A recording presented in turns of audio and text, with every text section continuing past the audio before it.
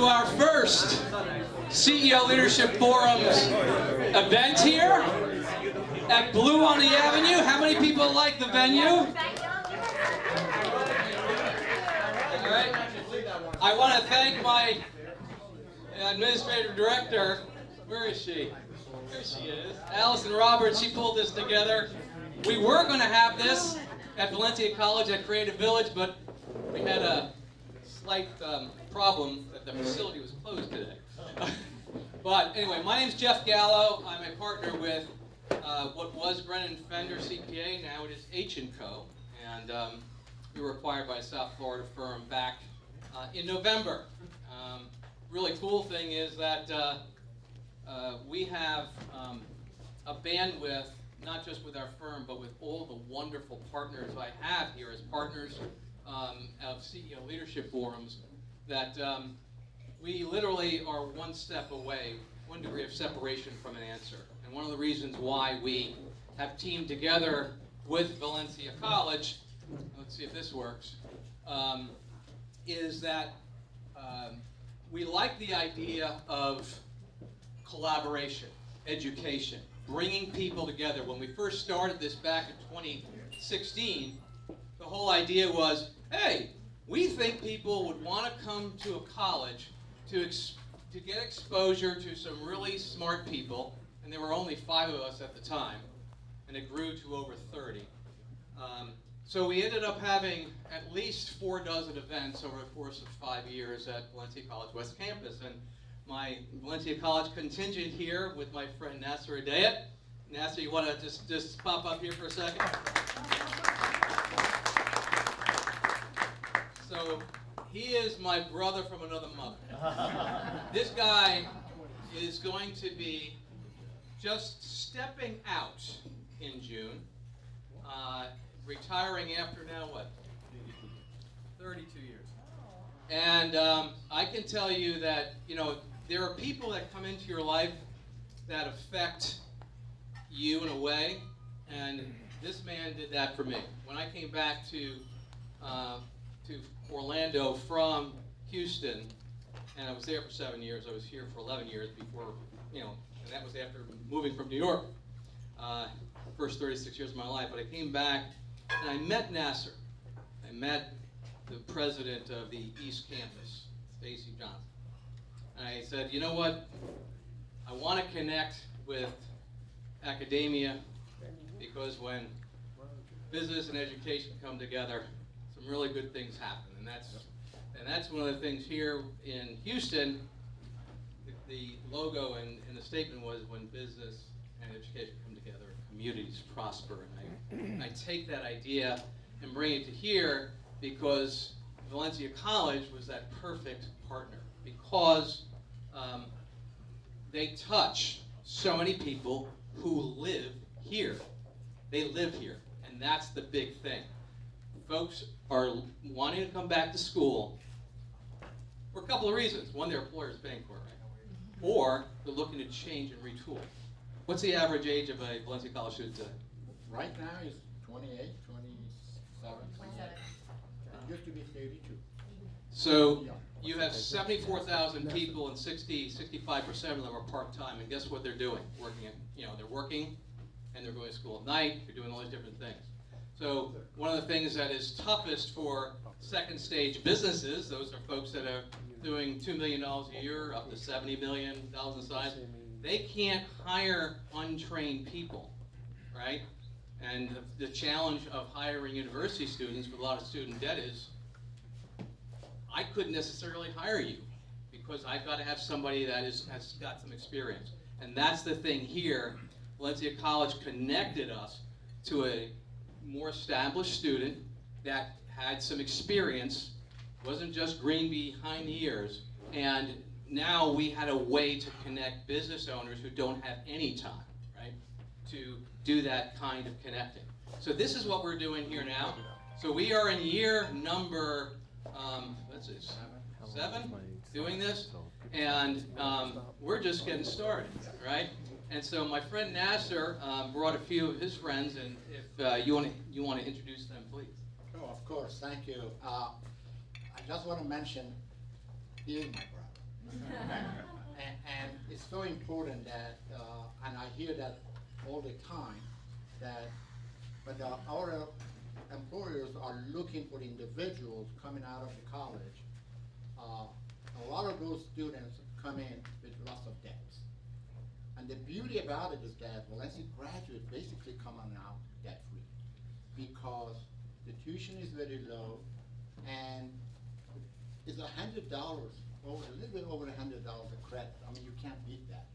And the way we work with our community and the partner is that, why can we sponsor some of these students?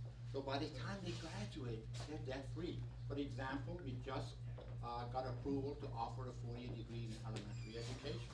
Elementary education teachers are very high demand, is really needed in our community.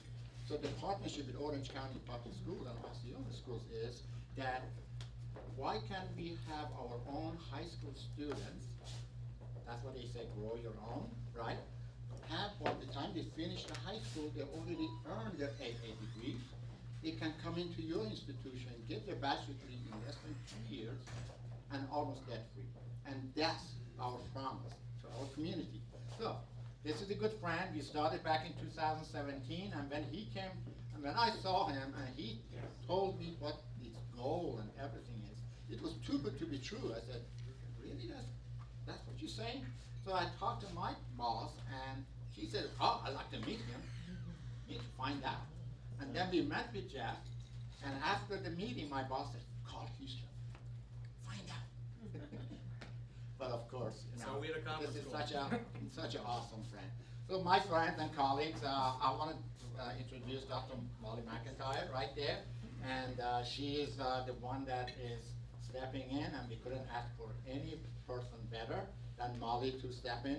My very good friend from years back, from when I was in the division, Dr. Lisa Macon is right there, and she's our Dean of School. The new title now, thank you to all of you. Now we've got the School of Engineering, Technology, and Advanced Manufacturing, Dr. Macon, and of course, Dean of our School of Business, Dr. Sonia Casablanca is right there. And there were a couple other colleagues that unfortunately they couldn't make it. Alex couldn't make it. He sent his regard, but he said he's judging food right now. Thank you. Thank you. Okay. So thank you for that, Nasser, and we look forward to great things ahead with Molly and the team. So one of the things that that is the hallmark of what we've done in the past is we try to work with second stage businesses like yourselves to understand what your business issues are, and every company has got a driver, what we call a value driver in their business, and one of the things that we try to wrap our events around is helping you improve those value drivers. So one of the big things is forecasting, right? Forecasting. How can you make decisions? How can you predict? And that's a traction concept for those of you who use EOS traction. How can you predict the future better? Well, one of those ideas came forward, and my friend Frank Fernandez from Valley National Bank stepped forward and says, "I got the guy for you." Okay, and so he is he's going to introduce our keynote speaker today. And Frank, if you would walk down here. Sure. This was appropriately called the Economic Intelligence Report, and I can't imagine how to even talk from here. And I'm in this job all the time trying to advise clients. You're in an election year where things are hitting on all cylinders in the state of Florida. You got inflation that's all over the place, and how do you plan going forward? All right, and so we hope to speak to some of those through the topics that are spoken to today. This is a free-for-all, not New York Stock Exchange market where you're screaming for the next bid. It is, I want you guys to really tap the intelligence that's here, because our friend here is going to speak very well. So Frank Fernandez, Valley National Bank. All right, thank you. So before I introduce Michael and tell you just a little bit about him, Jeffrey was mentioning that he reached out and asked me if I could find someone that would fit this, you know, that could read the future of the market and explain, say, oh my God, piece of cake, I'll do it. I can tell you all about it, I'm good at that, you know.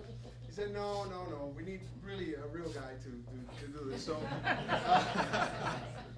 So anyways, so Michael Zaremski is our head of health and wealth management for the bank. He's actually one of the top 5 guys in the bank that actually make the solid, difficult decisions as to where to go and what to do with our direction. I don't know if you are familiar with Valley. I hope that after today you are. If you haven't already established a bank relationship, please come, because that's how I can sponsor more events like this, okay? So, you know, besides coming and my friends and families, most of these people here are my friends and my family members, and, you know, but, so I can keep doing this kind of thing, please come open an account and set up a relationship. I also want to choose a couple of very important people in my life here, okay? So I have Lynette Esteve, who is my boss and in charge of Central Florida. So please. And then my good friend Jason Calderwood, who is the guy that we refer all the important clients to. Okay, so he's also involved with the work team. But anyways, Michael, come up here and maybe you can start by talking a little bit about some of the difficult challenges that you're doing there with our team, and what do you think is going to happen exactly between now and the end, and what stock should we pick? No. Okay. This is being recorded. Be careful with what you say. Thank you for coming. Appreciate it. Thank you all. It's wonderful to be here. I appreciate the introductions, and hopefully for the next 20, 30, 40 minutes or whatever it is, I live up to the top billing that I received, so thank you very much. You know, as I often state, I grew up in a large ethnic family in the Northeast in New York, and when I would be speaking at a crowded room full of people, they would always interrupt me. So please feel free to make this more of a dialogue than a monologue. I don't have a 30-slide deck, and I don't have a whole lot of prepared comments by design. Again, I much prefer to have it be an interactive conversation. And, you know, as typical in the wealth management business, what's troubling you folks is a lot more important than what's on my mind, because you guys are the clients. So happy to try to give you what you want to hear and answer any questions or any concerns that you might have. So we'll kind of use that as a backdrop. So I sit in our investment committee for our managed portfolios, and you know, we have a lot of interesting thoughts and ideas and non-conventional ideas that we kind of look to think through.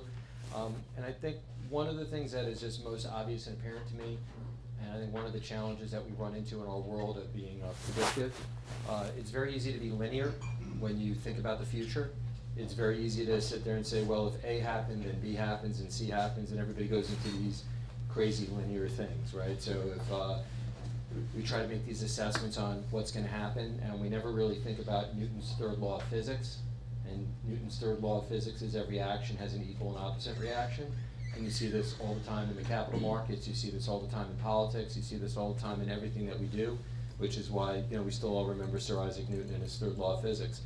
And I think that the real challenge for us is when something happens, it's very difficult to predict what the reaction will be. And it's even more difficult to predict what the third reaction will be and what the fourth reaction will be and what the derivative will be. So my favorite thing that gets me mad and angry is when I watch CNBC and I hear all the guys come on and they just talk about the negativity. You know, interest rates are going higher, the whole world's gonna come to an end and it's all gonna end badly and everything's gonna get terrible. And you know, I've been hearing that same story. It's like somebody just pulls out the file, says change it from 2007 to 2013 to 2015 and just put the next year on it. And guess what, we're all still standing here, right? So the world's not ending, and if the world's ending, then anything I say here today is kind of irrelevant anyway. Let's have some bourbon and enjoy. That's how I'm gonna go out, right? So with that, I think there's a couple of key elements that I think are important to discuss, and you know, probably first and foremost in everybody's mind is probably the obsession that we all have with the Fed and how important the Fed has become, and you know, where we are with interest rates. And you know, part of the issue in my mind is, there's a quote out there that said, the smart money is fixed income, and inevitably it was coined by a fixed income person, right?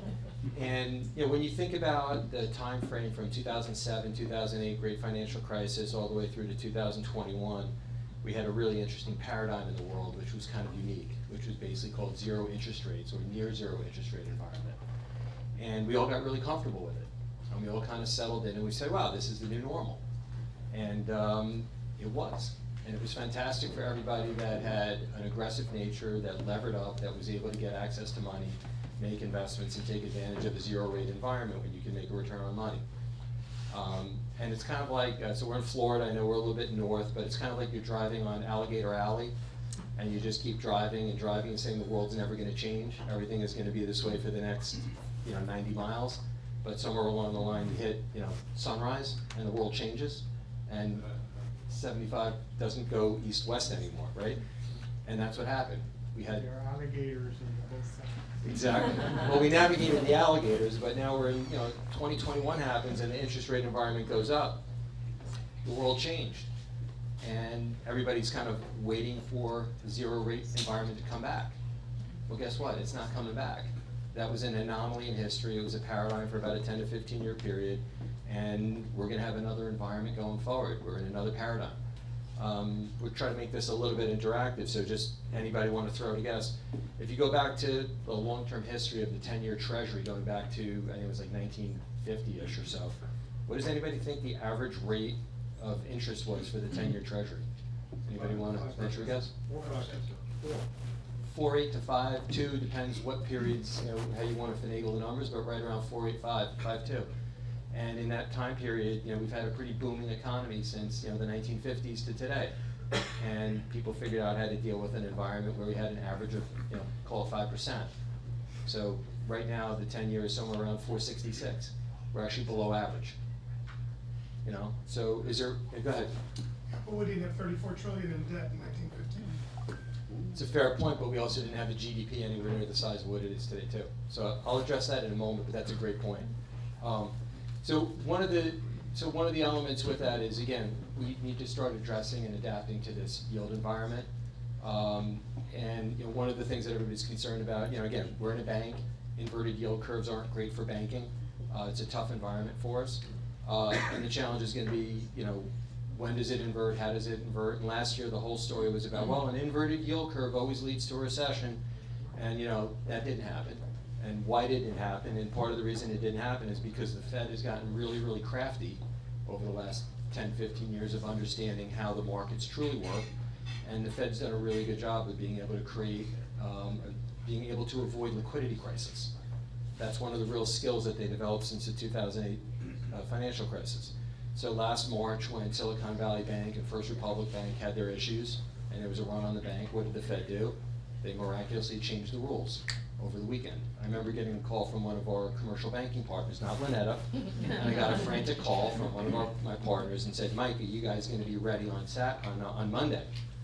And I said to him, ready for what? And he was like all freaked out, like, this is serious. But I said to him, I'll use his first name, I said, Jeff, you know who it is. I said, Jeff, there's no way the Fed is gonna let the market open at 9:30 on Monday morning without having this problem resolved. Yeah. It's Saturday night, come on, they got a whole day and they have to figure it out. And lo and behold, they manipulated the rules, they changed things, and they moved on. So we've been in an environment where the Fed and government officials continue to manipulate the market. Now we end up in a situation where the markets don't really quite tell us everything that they used to tell us. And that's kind of one of the struggles that we have when we're trying to be predictive, is because a lot of what people looked at over the last 10, 15, 20, even 30 years doesn't hold water today. The world changed. And one of my favorites is when people talk about mean reversion. If I think about my average weight, it was a lot less than it is now, and I don't think I'm gonna mean revert because of magic, right? So something has to happen, and there's no mean reversion. So we just don't want the environment that we're in. The gentleman over here asked a very interesting question about the debt. And the debt is a very perplexing question. I am a fiscal conservative. I definitely pray at the altar of capitalism. That's kind of my core belief. And it's kind of confounding that the United States debt keeps rising the way it's, can you guys hear me? Is this, am I better off without it or with it? Or? We'll stay with it. Okay, there we go. I turned it, or someone, one of my friends back there did something. There we go. So the issue with the debt's interesting in that we do keep running up debt. And it doesn't really seem to matter, and we seem to be able to just keep printing more, more paper, and we keep issuing more debt, and people keep buying it. And there's been an interesting view now, which is modern, what do you call it, modern monetary policy, modern monetary theory. And it basically says that as long as we're the reserve currency, we can keep printing money. It's tough to argue because it seems to have held true. I don't think that's really a good element of it, and I think one of the other views that I've had, and I think this will resonate with this group here, like think about, you guys are all second stage businesses, I guess that was the title of it, right? I assume many of you have gone to a bank and many of you have looked for a loan, right? And if you wanted to come to Lynetta and get a loan, you would probably tell Lynetta that my business is worth 100, but I'm making X amount of money a year, and I want to take out a loan because the revenues that I gain over time are going to be used to pay back the loan. I assume that's how it would mostly work, right? Lynetta wouldn't be giving you a loan based on a current net present value of your business without expecting any growth. So when you think about the very calculation of debt to GDP, it's a really weird concept because you're looking at the debt and the GDP is a snapshot in time.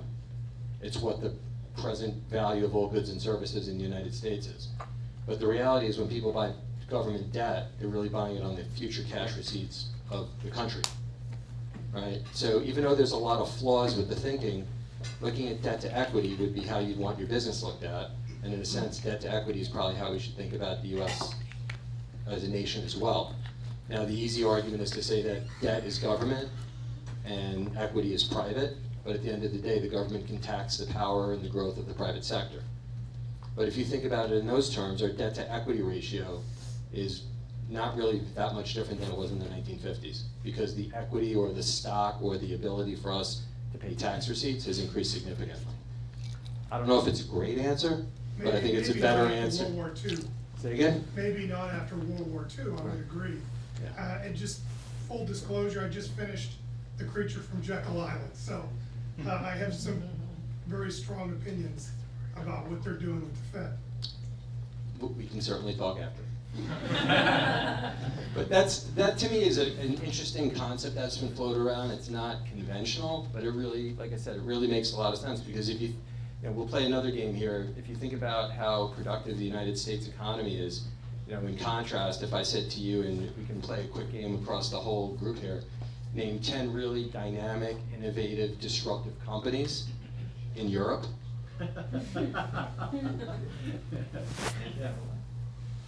I do this all the time, and no one's really yet to yell anything out interesting. Say again? There's one, got 9 to go. Right, and if I ask the same question about the United States, I'm sure everybody would be screaming out names that we all know that are all part of our life and that we all couldn't live without because they're creating growth and creating value. And ultimately, I think what's backing the government and what's backing the desire to be in the U.S. and our treasury is that. It's Microsoft. It's Apple, it's Amazon, it's all these companies that are really, truly creating value. I can't think of a better answer than that, and that's the best answer I heard, so that's what I'm going with. All right. Before I move on and go down to any other stuff, anybody have any other particular questions on that topic or some other direction to go in? All right, so we'll kind of switch gears, and I know one of the gentlemen over here had mentioned he was mildly concerned about commercial real estate. So I thought that might be an interesting topic to address, particularly as we are, in large case, a relatively heavy commercial real estate bank. So the first thing that I always find interesting is all of a sudden in times of crisis, every single commercial real estate loan happens to be a vacant office tower in the heart of Midtown Manhattan, and no one's ever coming back to reside in again. So that's kind of interesting.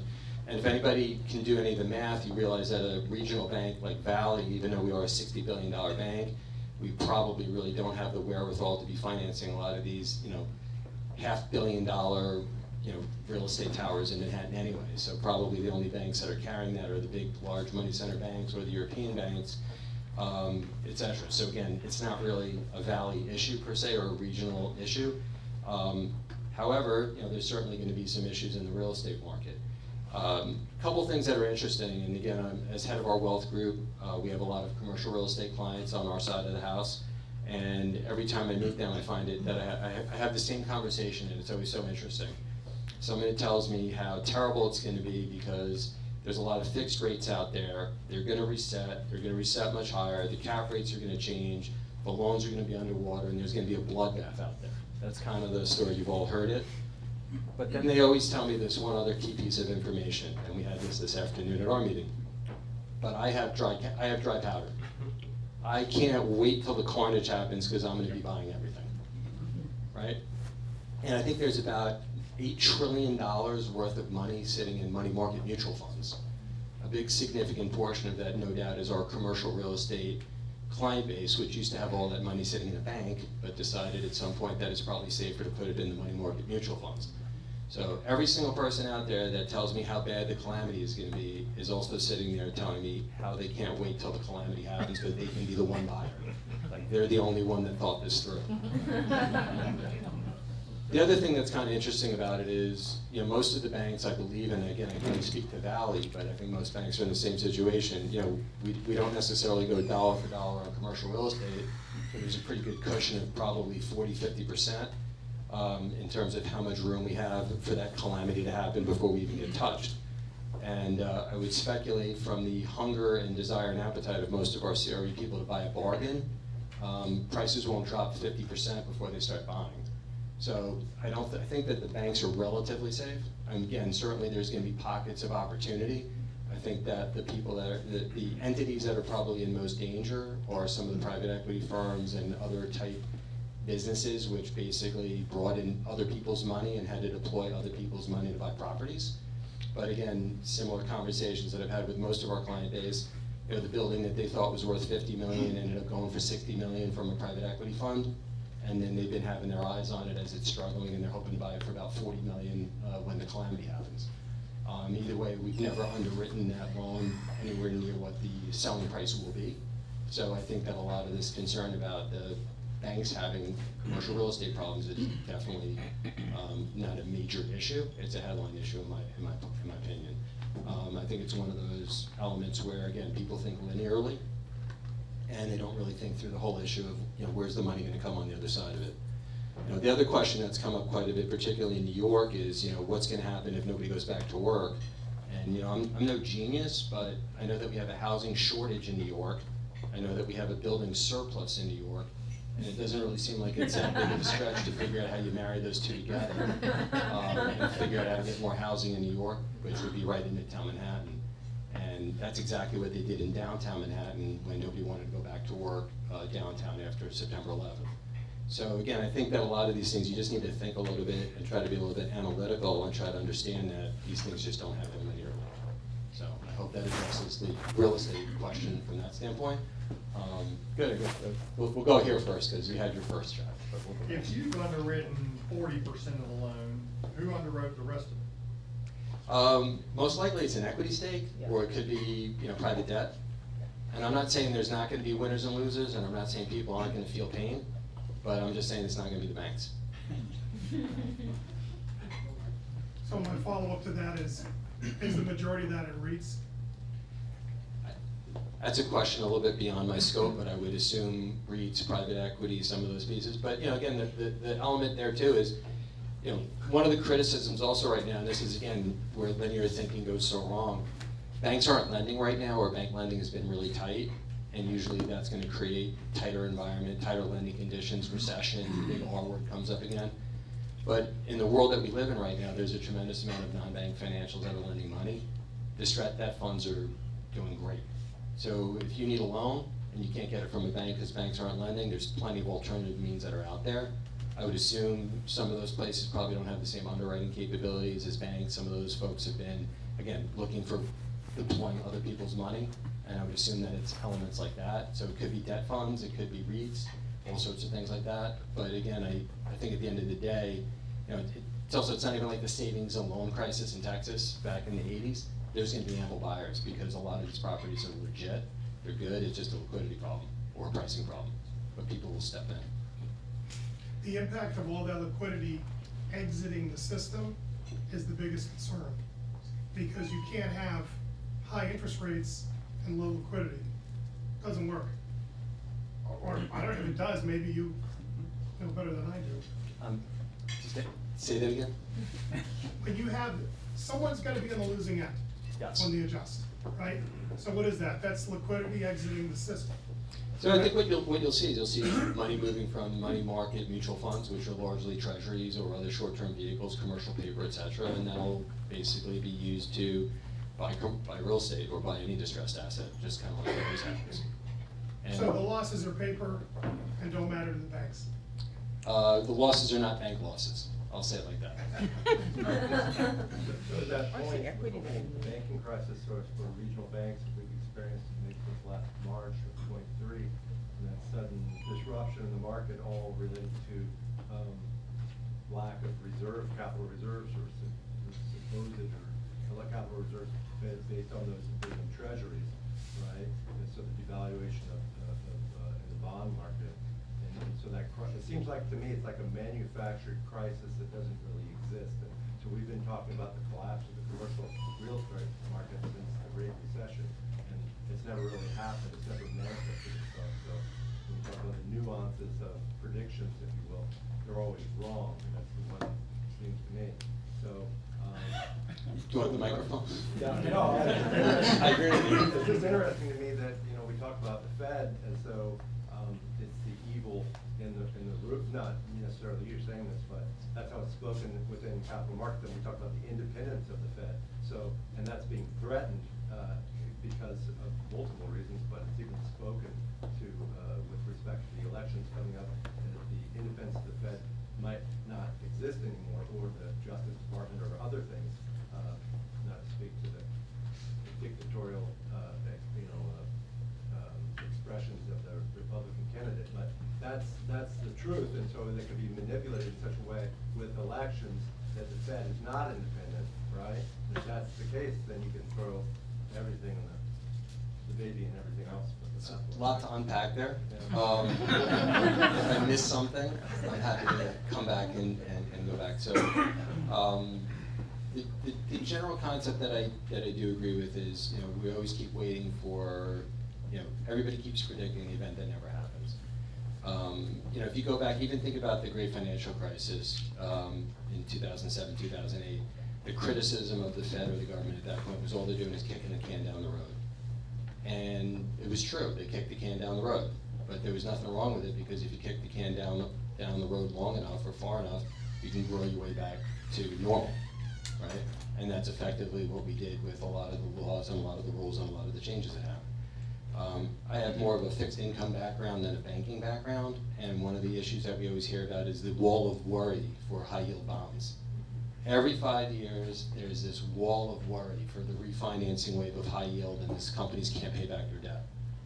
Again, same thing, pull out the same story from the file, change the year, put it back out there, it's like every 5 years the story comes out, and guess what? Somehow or another, the wave never crashes, they always refi, something always magically works itself out, and the problem kind of goes away. And I think that's a lot of what it is here, because people just think linearly, and companies are very creative with their problem solving. Part of it too is if we really did start to see some serious deterioration in commercial real estate, the Fed can cut rates. I mean, that's the easy escape valve for all of this, is once again, finding another way to create that liquidity from the liquidity squeeze. One of the points that I will challenge you on is the concept of the crisis in regional banks. And if you think about, Lynette will probably know better than me, how many regional banks are there in this country? Like 4,000? Good number, Something like that, close yeah. enough. If anybody wants to give me a better number, but we'll go with 4,000. How many regional banks actually collapsed or failed? I think this week was the Philadelphia Republic Bank or whatever it was, that's I think the fourth. I'm okay with math, that's less than 1%.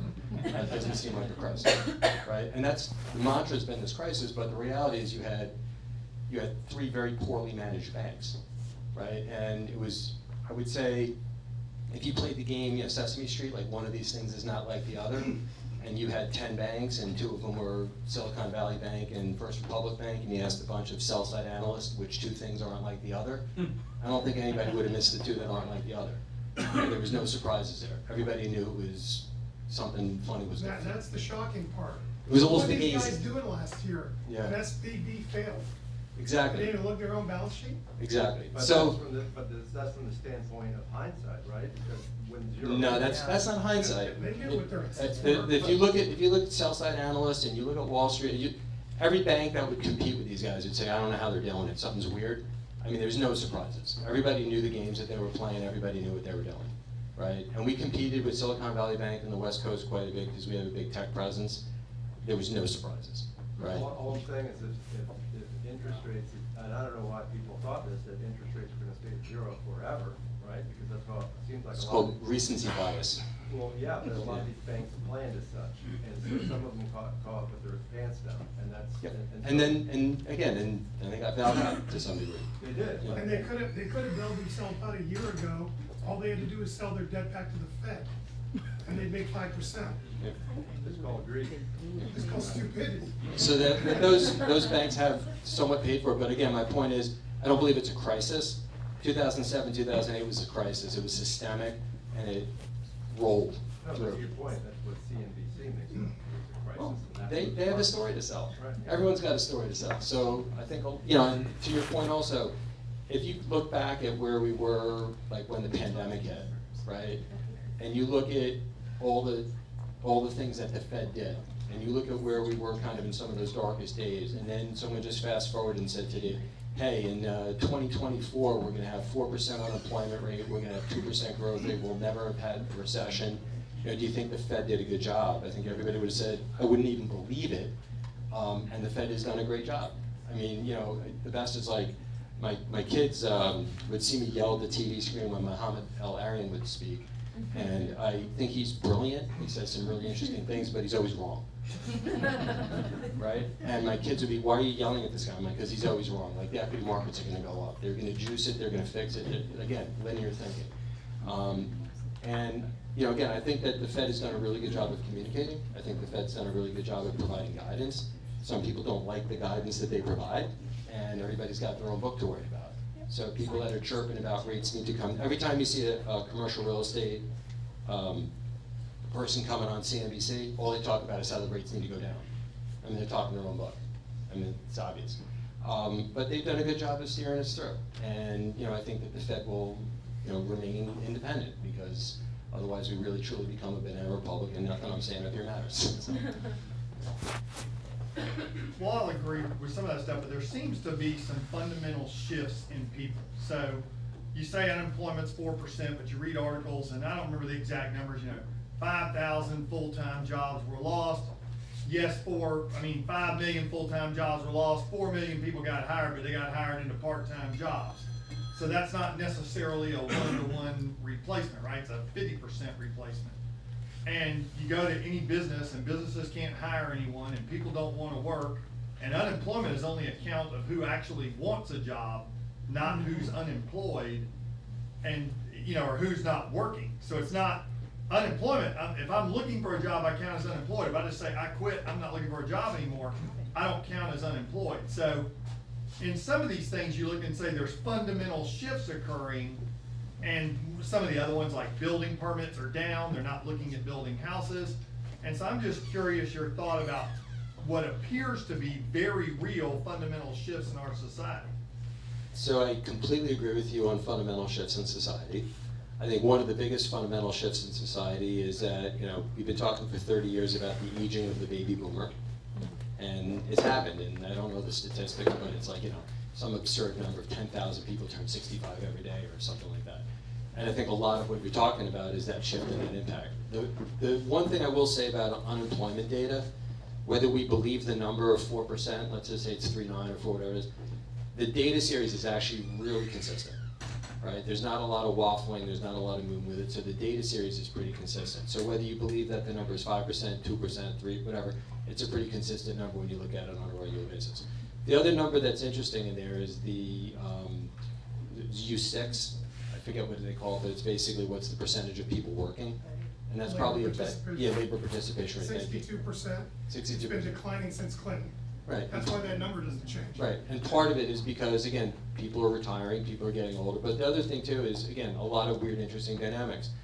A lot of people are in the gig economy. A lot of people have shifted from working to doing weird part-time things at home.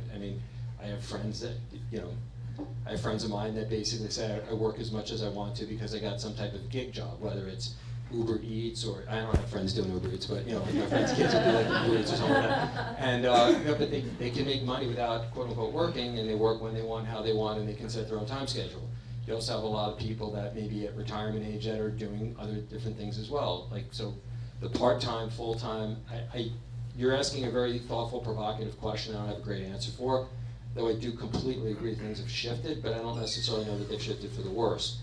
One of the things that's real interesting, and I think what people also miss quite a bit, is the whole concept of how the productivity gains work in our economy. All right, so from a productivity standpoint, at the end of the day, the one thing that we completely know is that we know what GDP is, and we know how many people are working. And we know that the productivity numbers are going up. And why are they going up? They're going up because of technology, right? So from a technology standpoint, we keep seeing gains. Yeah. I didn't mean to interrupt, I'm just enjoying the conversation. But on your topic, two things. One is on the economy and job versus market. Sometimes enterprise takes advantage of the economy time to move people out of sectors they need to move out of to other sectors that they need to. So basically, there's a mix shift. It's like a department store. You move people from the tie department to the swimming department, and the margins change based on what those people are. And it's Yep. significant because it's large numbers, but it's not significant to the company. And so we see that, and overall, eventually, they may want to be part of smaller companies, eventually, some of that shift. The other thing that you mentioned is productivity's been 1.4% over the last 10 years. And with AI and other technologies, they're saying it's gonna be close to 3%. So that's a significant. So the long-term number on productivity is, I'll take your number, whatever, 1.4, 1.6, whatever, it's fine. In the last couple of years, it's been much higher. It's been up as high as 3. We are definitely going through a technology boom. There's no doubt about it, and I think that we're still at the very early stages of it. But part of it too is like, mother necessity. Think about the value of a job, right? As minimum wage goes higher, as you need to pay people more money, the replacement for that person isn't another person, it's a machine. I mean, the reason why we got rid of tellers for ATMs is because ATMs are cheaper. But interesting fact, there's more tellers in the United States today than there were prior to the ATM, because we've made banking more efficient. Interesting statistic. So I think that there's a lot of elements about how the productivity gains happen, and for those of you who didn't hear the point in the back, when you look at the noise in the employment data, one of the key issues that we have, and this is like an inflation issue with wage employment, is where are people being hired versus where are they working. So when we see a shift down from, technology companies are firing people, but healthcare companies are hiring people, you're going to get a downshift in wage inflation. It's just mix shift, and I think that's what you're alluding to in the back. So, go ahead. Hey, Mike, back in 2017, when Tax Cuts and Jobs Act was passed, seemed great, but they were built-in sunsets that take place in 26 and 27.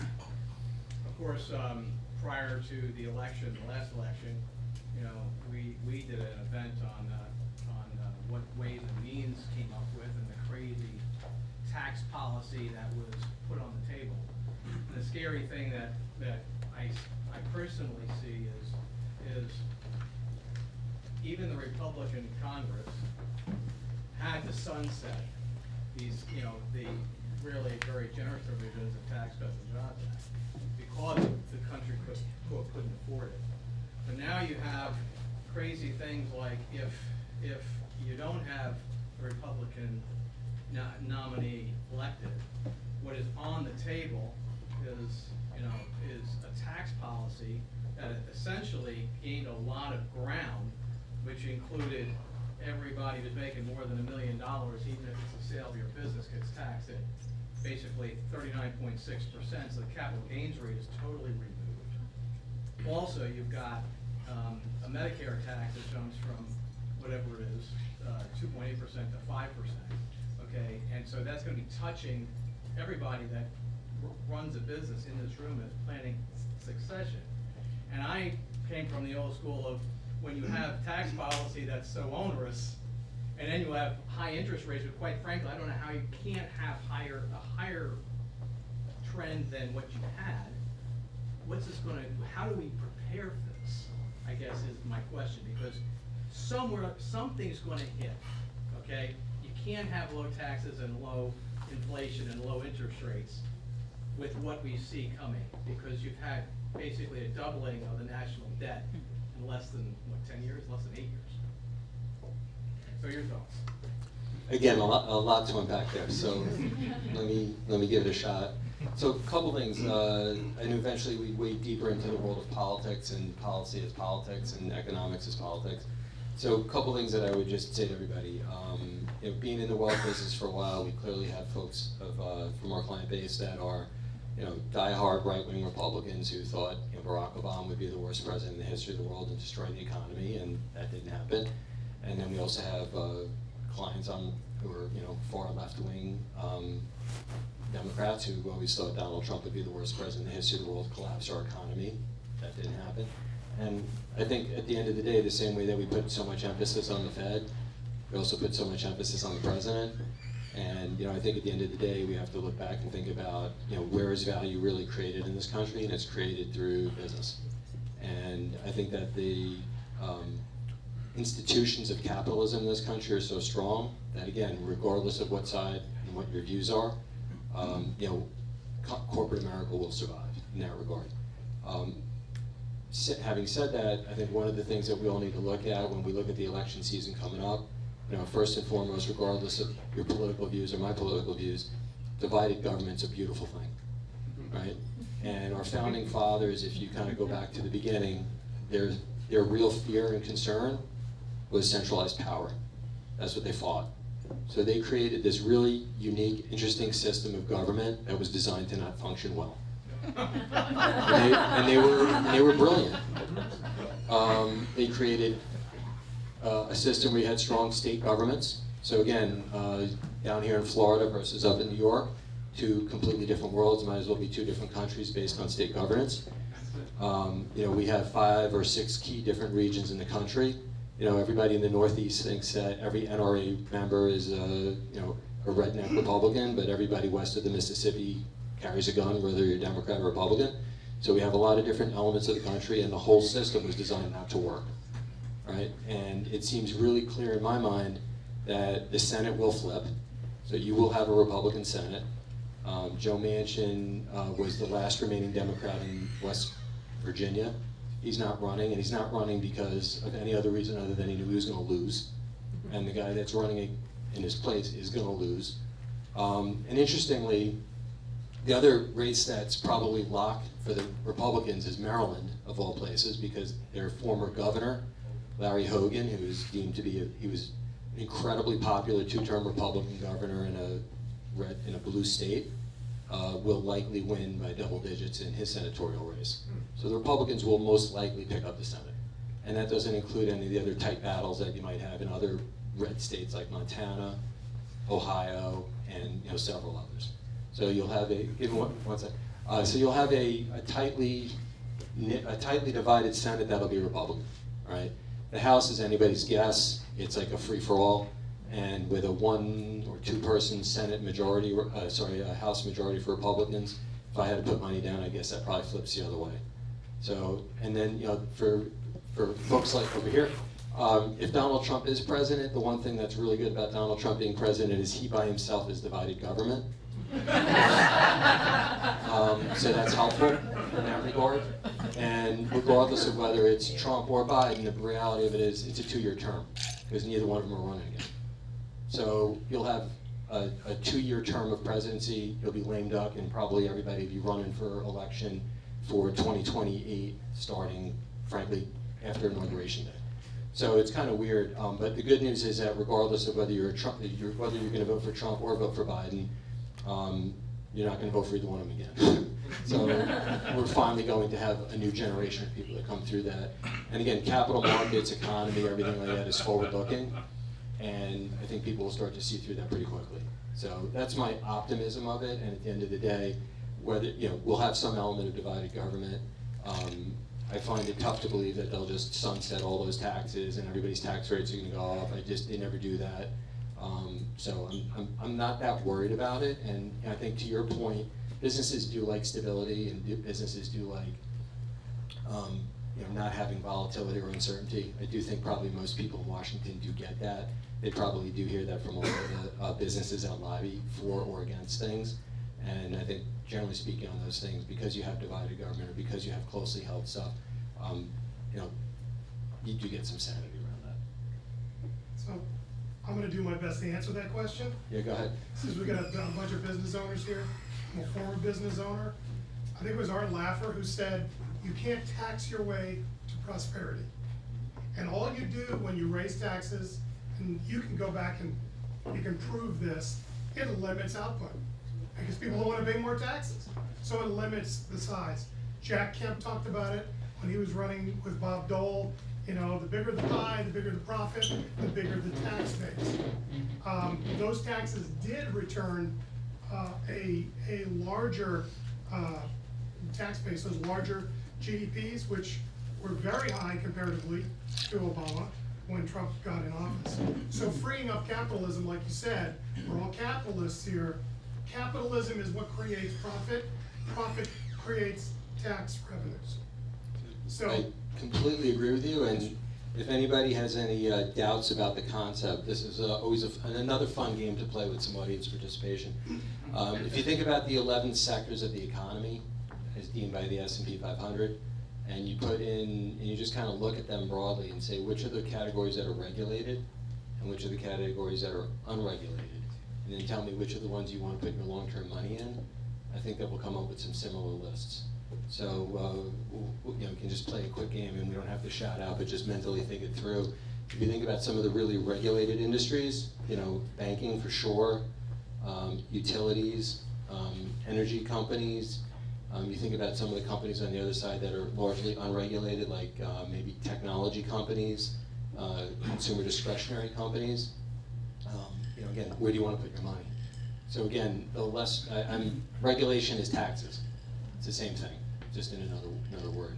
And, you know, hopefully we'll continue to move in a pathway. But the flip side, or to that, capital is like water running down a mountain, right? And you guys are all business owners, you guys are all dealing with this every day. You're always gonna find the path of least resistance, or the next best path of least resistance.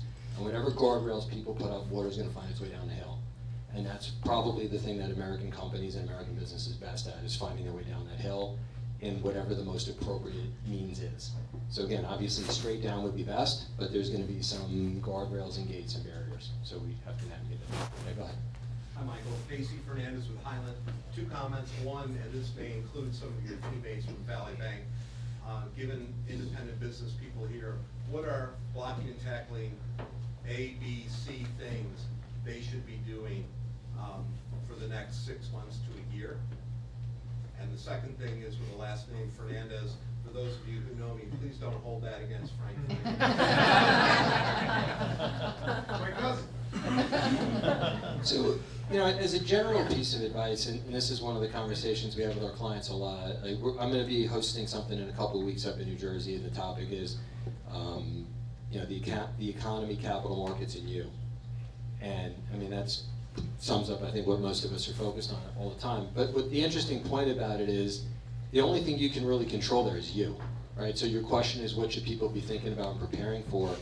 And, you know, kind of the message that we always have to everybody is, you know, if we sit down and have our client meeting, you know, I'll generally say something to the effect of, you know, tell me what island you want to sail to and we'll help get you there. But you have to set your destination. So I don't have an A, B, and C other than I think the most important thing, A, is where do you want to go, right? And once you determine where you want to go, then it's a question of determining how we want to get there. We have some clients that are big risk takers. They're happy with leverage. They're happy with, you know, aggressive strategies. They're happy being very aggressive. We have others that are very, very conservative. You know, they want to tap around the storm instead of going through it. neither's right or wrong, it's a question of your appetite. So I think that the most important thing for everybody is to just make an assessment of where do you wanna go. You know, does that include things like, you know, philanthropic giving? Does that include legacy planning for children? Does that include, you know, figuring out what happens if you get hit by a bus and you have a partner? Whatever it is, you have to figure out what your destination is, and you kind of have to plan for it regardless of capital markets, regardless of the economy, because you can't control that. You know, so again, some people are very comfortable being very thin on reserves. Some people wanna make sure they have a ton of reserves. That's your risk appetite. We can help guide you around that, but I think the most important thing is really take out the noise and figure out where you wanna be, what you wanna be doing, and then, you know, you work with your financial advisor to help get you there. And, you know, one of the things that we, you know, I guess one of my frustration points is always, you know, you talk to people and they're like, well, I'm afraid to get in right now. I'm afraid to do this, I'm afraid to do that. And it's like, the world doesn't care. The world's moving on, right? I mean, we put a slide out a couple months ago and we said, if you guys remember the movie, the Bronx Tale with the mush, he always was like the worst batter. You know, if you were the mush and you always put your money in the equity market right before the crash, what would your return be? And it's irrelevant. Your return would still be like 10% in the S&P 500 through time, annualized. Because it kind of doesn't really matter. The markets are going to go up because companies are profitable. We have growth, we have productivity gains, we have inflation, and these things will help fuel the equity market. And kind of taking it full circle to a degree, how do we get out of our debt crisis? With inflation, right? We have a set amount of debt that we have to repay. We inflate the revenues, and we pay back the debt with the inflated revenues. But the debt doesn't grow at the same rate that inflated revenues grow. So the equity markets are kind of rigged, and the people that are afraid to get in sit on the sideline, and they don't get in. But if you have long-term pockets of money, you have long-term savings, you have long-term dreams, long-term ambitions, you have to be in the markets. Yes, sir. Good to take the mic away from you. I'm very happy to have the mic taken away from me. I really do appreciate all the questions. Thank you so much. It's great having you here, and it's good to be in Orlando. By the way, thank you. Good sport, difficult time to talk about all this stuff, but thank you very much for coming down and giving us your thoughts. I would like a bourbon now. Yeah. Go ahead. He's You're sitting over there waiting for you. Another part that I wanted to mention before we wrap it up and go back to some networking, making some more money. We talked a lot about commercial real estate. I think that was the main discussion. But there's a lot of momentum, a lot of energy behind financing businesses. We're doing a lot of financing businesses, and we're very, very busy doing that. So owner-occupied construction of a new site for your business, all that is alive and well. We're very busy doing that, not just us, banking in general. So I do want to point you to that and mention that. We have folks in the room that do insurance for businesses. We have folks that run the legal aspect, the accounting, all that stuff is very busy. We're very involved in that across the country, but especially here in Orlando, which is growing tremendous. So please keep your eye on that. I'm sure you've seen it, and we are very interested in talking to you about that. So please, if you have a chance, if we don't get a chance to meet here today, there's a lot of our locations around town, and we're very well positioned around the state of Florida. Jeffrey? All right, good deal. All right. Thank you, bro. Thank you. Okay, so, all right. Did we get some questions answered? Yes? This is the first update like this that I hadn't seen a chart that made me blind. Okay, so Michael, thank you so much. Very conversational and informative. Great questions here. Just to let you know, we're gonna have Allison Roberts. Where are you, Allison? So Allison is our administrative executive here, and she is going to send you a personal email, and it's going to have a little assessment, and we would ask for your feedback. We definitely desire not just a yes, no, or I ranked it from 1 to 5, whatever it is. If it stunk, tell me. If it was great, tell me, and one reason why. That's it. Okay, real important for us. Okay. This is not working, is it? You're fighting each other. All right. Okay. All right. So we talked about this. My CEO Leadership Forum's Padres, where are you? I'd like you to just stand up, raise your hands. Okay. So you had Doug Foreman, okay, Russell and Ed. Okay, there's a bunch. There's Casey back there. I got Sean back there. I've got my Valencia College crew. You've got Alonzo Williams over here. So, and Lanning Turner right here. All right, so you're all going to get this email, and it'll have everybody's phone number. My friend John Tenney, where is he? He actually came up with this, a real simple term. We are truly a mastermind group, okay? We love to educate. We love to share our ideas free of charge, okay? We do this because we love it, okay? But at the end of the day, we're looking to create a relationship, okay?